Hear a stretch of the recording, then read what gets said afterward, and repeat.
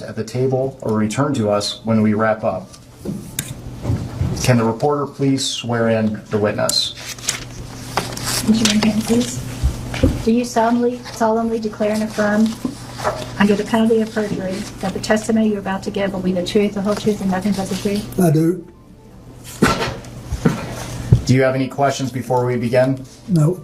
I have a comment before we begin, please. Mr. Chairman, I want to start out by saying, as you know, yesterday there was a photo released, and I appreciate you assuring and admonishing the committee and all of us of our obligations. Obviously, we want to ensure that that doesn't happen again. We've obviously experienced a number of deep fakes that have now been circulating on the web, not because of anything that the committee did, but because of the release of this particular photograph. And for that reason, I would ask two things. One, a reminder to all that the obligation to maintain what is occurring in this room occurs. And two, a release of the video of the Secretary's testimony as soon as possible, ideally today, which was in 24 hours, and the same for the President, so that there are not deep fakes that are representing what is happening here when they actually have not. Yeah, and let me say, yesterday that was an unfortunate situation. We had probably two things that shouldn't have happened.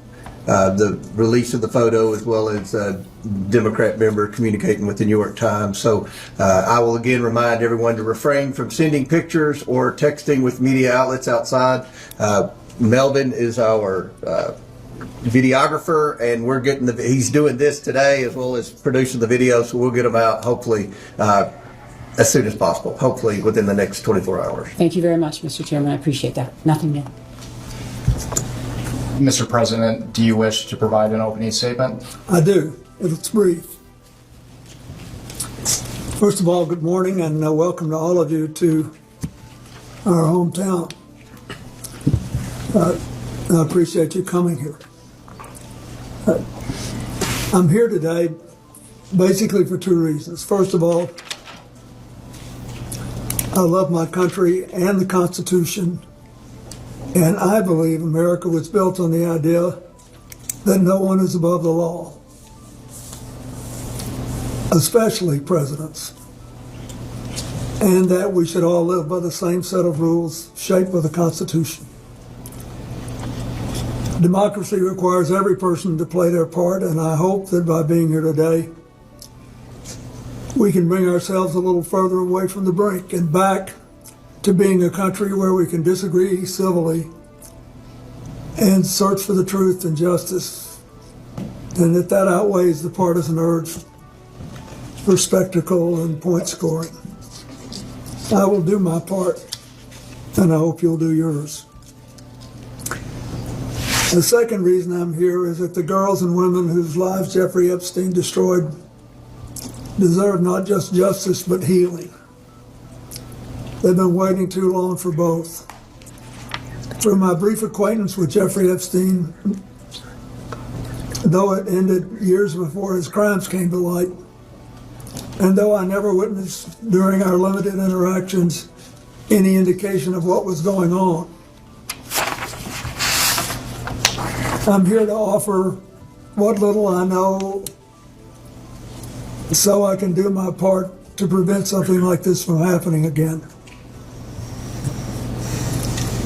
I have to just say one personal thing. Since Hillary came in yesterday, she had nothing to do with Jeffrey Epstein.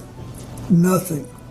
There's a picture of us both shaking hands with him in a photo line in 1993 at a fundraiser for the White House Historical Association. I don't know how it is under President Trump, but when I was there, it was about the most non-political operation you can imagine. There were people who loved the White House, who were interested in it, would give a little money every year to do things that needed doing around the house. And nothing nearly as extravagant as the ballroom or any of that, just things that had to be done. And